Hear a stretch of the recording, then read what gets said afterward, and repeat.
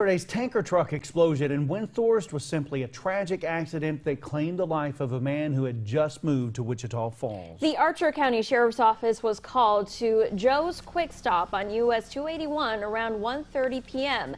That's where authorities believe a tanker truck exploded after it was unloading fuel from its truck.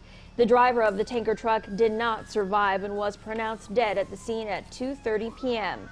He's now identified as 31-year-old Sandan Foster, who worked for a Lubbock petroleum company.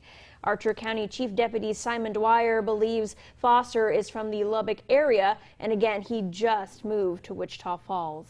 Volunteer fire departments from Scotland, Windthorst, Arrowhead, Ranch Estates, Lake Arrowhead, and Bowman, along with fire departments in Wichita Falls and Shepherd Air Force Base, all assisted with this fire. Well, as you can imagine, working scenes like yesterday's fatal fire in Windthorst is never easy for those volunteers. Curtis Jackson spoke with multiple fire stations today, and Curtis, I mean, these people are not getting paid for the work that they do, so this is all coming from the good of their hearts, right? Yeah, that's right. One official I spoke with today says it has to be in your blood to want to run into a chaotic scene while everyone else is fleeing.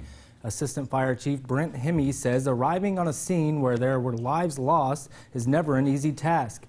Hemme says talking with one another after leaving a traumatic scene always helps, especially when the incident hits close to home.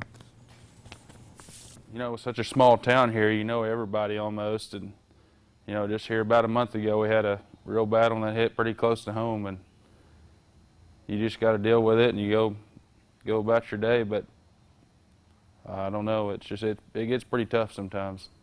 Fire Chief for Windthorst Volunteer Fire Department Del Sheffy says they've implemented a debriefing program to help cope with deaths. We'll hear more about that and more from Hemme coming up tonight at 6. Looking forward to that report. Okay, Curtis, thanks. And if you'd like to donate to the victim's family, there is a donation page available. We have a link for you over on Texomashomepage.com.